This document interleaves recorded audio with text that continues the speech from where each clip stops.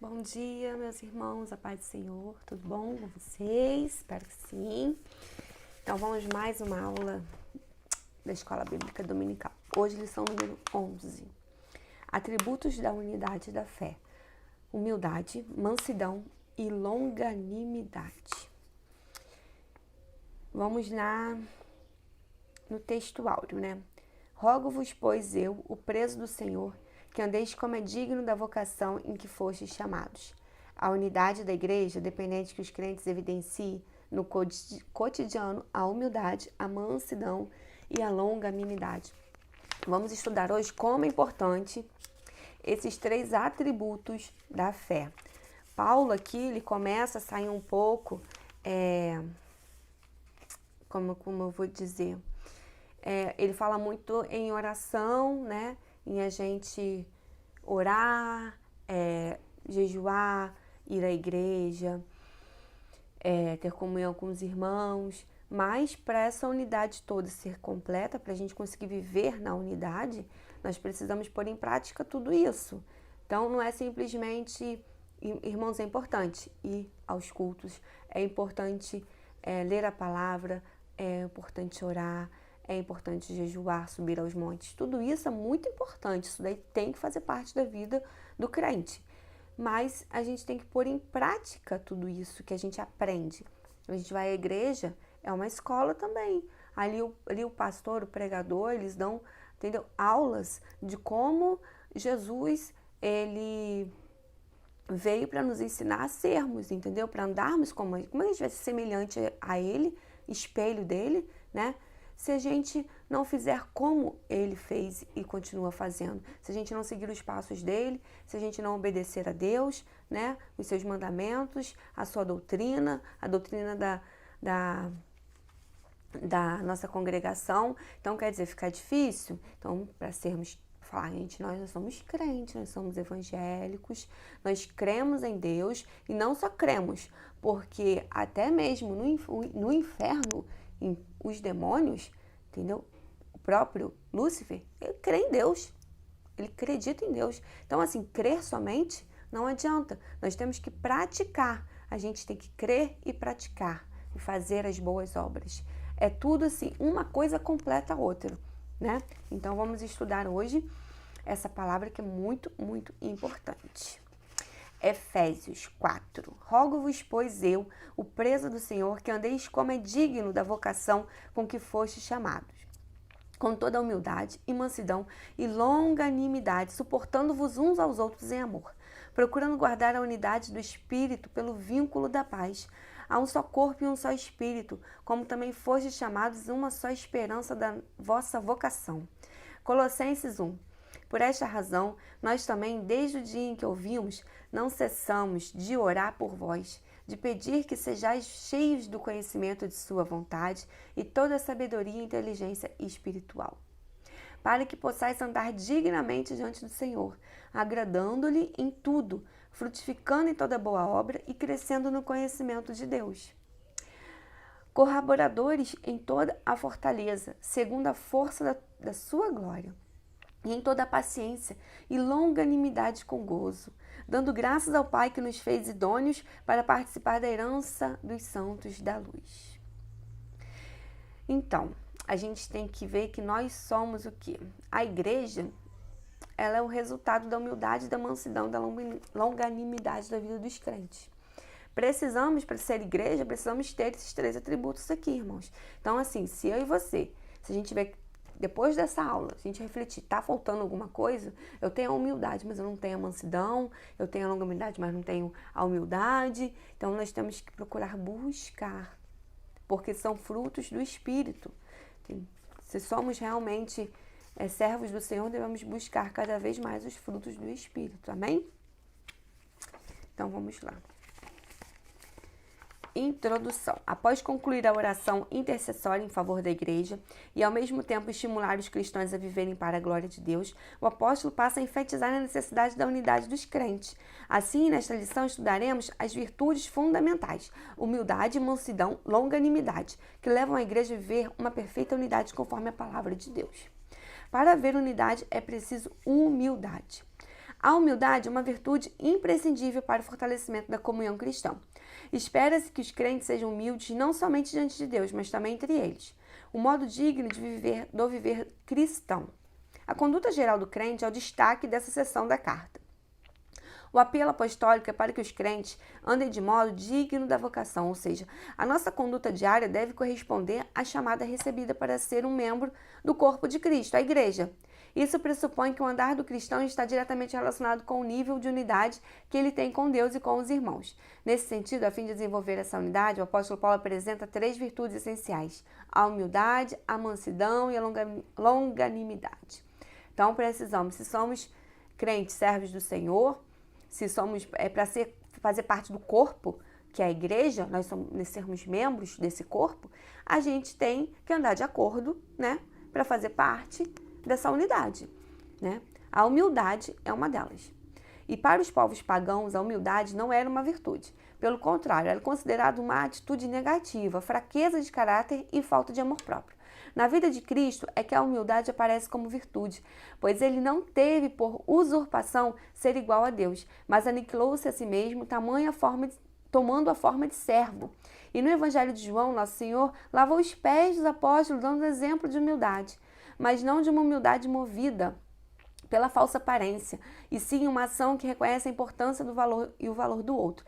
Então, assim, Jesus ele veio em forma de humildade, né? Ele aniquilou-se a si mesmo, quer dizer, ele se pôs como servo do Senhor Deus. Ele, quando ele fazia suas obras, seu milagre, ele sempre falava de quem? De Deus. Tudo era para a glória do nosso Pai. Ele nunca colocou sobre si, eu fiz, eu sou, né? Nunca. Sempre eu sou, é o Deus, é o Pai. Então, assim, ele nunca fez menção do nome dele nas obras. Isso é prova de humildade. Se você fala, eu sou humilde demais, que eu não sei o quê, então você não está sendo humilde só por falar isso, você já está sendo arrogante. Porque o verdadeiro humilde, ele faz as coisas de coração, a ação dele é de coração. Não é uma coisa para os outros verem, para estar aos olhos do outro, como eu sou bom, eu sou humilde, né? Tem que ser feito de coração e Deus sabe de tudo. A verdadeira humildade. O que fica claro em Jesus e no ensino do apóstolo Paulo é que a pessoa humilde expressa a modesta, né? Em oposição ao orgulho e à arrogância. Trata-se de uma postura que favorece o bem da coletividade no lugar do egoísmo. Assim, a verdadeira humildade coopera para a harmonia dos relacionamentos e promove a unidade do corpo de Cristo. Entretanto, é importante ressaltar que estas demais virtudes são produzidas pelo Espírito que habita no crente. Não há quem possa desenvolver tal conduta sem que o Espírito Santo o transforme. Entendeu?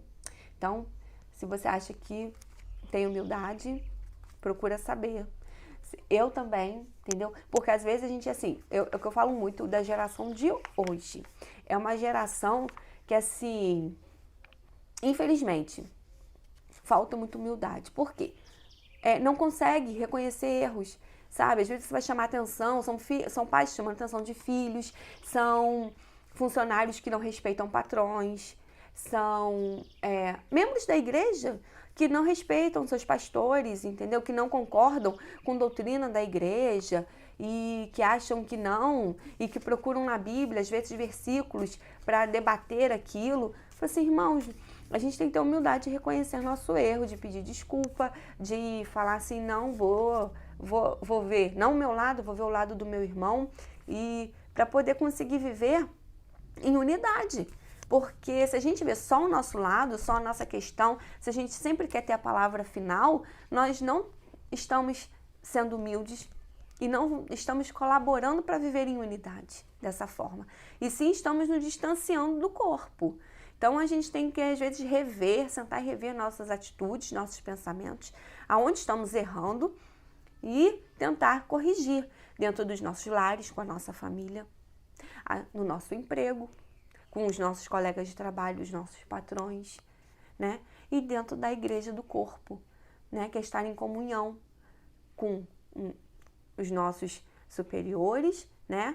E com os nossos irmãos, membros da igreja. Então, precisamos rever nossas atitudes, o verdadeiro que... Olha só, não há quem possa desenvolver tal conduta sem que o Espírito Santo transforme. A verdade é, se você não tem essa tal conduta, que é a humildade, o Espírito Santo não está habitando em nós se nós não temos a humildade. Então a gente tem que ver, eu quero que o Espírito Santo habite em mim. Se para isso eu tenho que ter humildade, eu vou buscar. Então vamos buscar, irmãos. Para haver unidade é preciso mansidão. Vamos para agora. Mansidão. Vamos lá. A virtude da mansidão produz crentes capacitados a bem gerir os conflitos, promovendo paz e conciliação na igreja local. Então, aquele crente que fica botando, fazendo fofoca, intriga, colocando pimenta, né, em cima daquela situação, vendo que o negócio já não tá bom. Então, esse não tem mansidão. Mansidão é aquele que vai fazer o quê? Vai gerar paz entre os conflitos. Ele não quer conflito, ele não quer briga. Porque o Espírito Santo, ele não gosta de briga, não gosta de conflito. Ele vai querer apaziguar, ele vai querer trazer paz, ele vai querer trazer amizade para aquelas pessoas que não estão muito bem. Então, assim, vamos ver a mansidão, que também é um fruto do Espírito. A palavra mansidão transmite o conceito de ternura, gentileza, cortesia e paciência. Essas qualidades listradas nas Escrituras como um dos aspectos do fruto do Evangelho. A mansidão é um estado que deriva da humildade. O termo indica moderação nas ações, bom trato para com os semelhantes, ausência da precipitação. A expressão retrata o caráter de Cristo, conforme o Senhor mesmo disse: aprendei de mim que sou manso e humilde de coração. Cristo disse: aprendei de mim que sou manso e humilde de coração. Vamos aprender com ele, nosso professor. Grandes exemplos de mansidão: Moisés e Jesus Cristo. Moisés foi reconhecido como o homem mais manso que havia sobre a terra. Essa reputação se deu em virtude de um legislador, entre outros aspectos, não revidar nem guardar rancor quando foi atacado pessoalmente.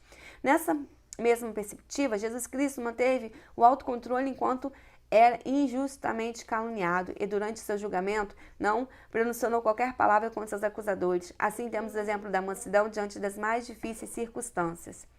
Então, Jesus Cristo, que foi chicotado, foi caluniado, tudo que ele passou na cruz do Calvário, por mim e por você, jamais ele lançou alguma palavra para aquele que estava chicoteando, para aquele que estava caluniando, para aquele que cuspiu na cara dele, até mesmo para Judas que o traiu. Então, assim, ele era manso, ele conseguia fazer o quê? Perdoar. Ele conseguia guardar aquilo para si, digerir aquilo e falar assim, isso não tem que dar outra face, sabe? Não tem que revidar igualmente, né? Porque senão você não é manso, você é uma pessoa te tratar mal, você vai tratá-la mal também. Não é assim que Jesus fez e não é assim que ele gostaria que nós fizéssemos. A verdadeira mansidão. Pessoas com essa virtude são disciplinadas e capacitadas a preservar na perseguição. Não revidam os maus tratos sofridos, não se apressam em emitir juízo e não cedem às provocações nem dão espaço para ressentimentos. Essa virtude não significa fraqueza, gente, ou inferioridade, não. Pelo contrário. Indica um mais seguro controle emocional. Controle emocional. Assim, mansidão trata de submissão do homem para com Deus e sua palavra. É a presença do Espírito Santo proporcionando suavidade e domínio próprio. Não significa que você é mais fraco, que você é inferior, que você é bobo, que você é otário, que nem a pessoa fala. Não. Ser manso significa você ser bom, você ter Espírito Santo dentro de você, você ser servo de Deus. Mansidão pressupõe conciliação. O comportamento conciliador é a demonstração prática da conduta de quem possui mansidão por meio de uma postura equilibrada diante das circunstâncias adversas. Ele transmite a ideia de pacificação, um meio harmônico de administrar os conflitos. Se todos os crentes de cada igreja desenvolvessem a virtude da mansidão, o espírito conflituoso desapareceria. Olha que interessante. O espírito conflituoso desapareceria. Em lugar de sentimento faccioso, eles apresentariam um espírito manso e conciliador. Agora vamos lá. Para haver unidade é preciso longanimidade para o exercício do perdão. A virtude da longanimidade capacita o crente a ser tolerante com os erros alheios e assim liberar o perdão aos ofensores. também é um fruto do Espírito. Longanimidade tem o sentido de paciência, tolerância e constância. É mais um dos aspectos do fruto do Espírito desenvolvidos no crente. Em termos gerais, essa virtude significa tolerar pacientemente a má conduta dos outros. Tanto que a Bíblia nos ensina a ser pacientes na tribulação. Seja pacientes na tribulação. Vamos lá. Assim, suportar os erros dos outros e as adversidades da vida são um lado prático da paciência, pois o próprio Deus é descrito como longânimo, é tardio em irar-se. Contudo, o exercício da paciência requer a virtude do amor, que é o principal basilar de todas as ações do crente salvo por Cristo. Ou seja, para você ter essas 3 virtudes, humildade, mansidão, longanimidade, você tem que ter o amor. Se você não tiver amor, você não vai conseguir ser paciente, você não vai conseguir ser manso e nem longânimo. Você não vai conseguir perdoar os erros do seu irmão, né? Se você não tiver amor dentro do seu coração, se você não tiver Cristo na sua vida. Suportando uns aos outros o amor. Isso é muito interessante. E durante a nossa jornada cristã, nos deparamos com múltiplas situações de hostilidade. São nesses momentos conflituosos na igreja que devemos suportar uns aos outros em amor. A expressão indica que, infelizmente, teremos de enfrentar excessos cometidos em nosso meio, como as provocações alheias e atitudes carnais. Estas são comparadas a um fardo que devemos suportar por meio da prática do amor. Suportando uns aos outros o amor. Às vezes a gente tem aquela pessoa, até às vezes aquelas pessoas, mais de uma, né? Que a gente fala, a gente tem que suportar aquela pessoa é chata, é ignorante, é arrogante, só me trata mal, me despreza, olha, faz tudo para me deixar irado e me tirar do controle. Gente, às vezes aquela pessoa é esse nível para você e você não consegue suportar. Mas já parou para pensar que às vezes a gente também é assim? Porque não somos perfeitos. Às vezes o mesmo sentimento que a gente tem sobre aquela pessoa, ela tem sobre nós, né? Nós somos o outro que ela tem que suportar. Isso é muito interessante, porque às vezes a gente fala muito sobre o outro, julga o outro, mas às vezes a gente não faz um autorretrato de nós mesmos. Será que também nós somos assim? Será que o que a gente faz também não está implicando e gerando essa situação no outro, né? Então, assim, devemos perceber isso também, irmãos, porque ninguém é perfeito. O outro, ele nunca vai ser perfeito o suficiente aos nossos olhos e nós também nunca vamos ser perfeitos, porque Jesus, ele veio e não agradou a todos e ele é o único que é perfeito e não agradou. Então, você imagina se eu e você vamos ser perfeitos ao ponto de agradar alguém, não é mesmo? Então, antes da gente sair julgando e dizendo que temos que suportar aquela pessoa, vamos também nos tornar suportáveis, né? Porque também somos, às vezes, insuportáveis em certos atos e ações. E se a gente não fizer por onde ser espelho, às vezes, com a nossa mudança, aquela pessoa também vai mudar e as coisas vão, o quê? Se encaixar. Então, as pessoas vão começar a conseguir viver melhor, se conciliar, né? E suportar esses atritos, essas situações que acontecem. O perdão como premissa do amor. O amor é um atributo divino, o principal aspecto do fruto do Espírito. É uma atitude altruísta que nos conduz a tratar os outros como gostaríamos de ser tratados. Desse modo, a tolerância entre irmãos em Cristo deve ser mútua, isto é, amando ardentemente uns aos outros com um coração puro, perdoando e sendo perdoado. Quando esse estilo de vida é adotado pelos crentes, acabam-se as disputas na igreja. Vamos à conclusão. Vimos o convite de Paulo aos crentes para um viver digno de uma perfeita unidade. E para garanti-la, mostramos que algumas virtudes são essenciais. A humildade, que fortalece a unidade, a mansidão, que gera os conflitos, e a longanimidade, que suporta os erros alheios. Quando os crentes vivem essas virtudes, as discussões desaparecem e o nome de Jesus Cristo é glorificado. Então, gente, conclusão disso tudo.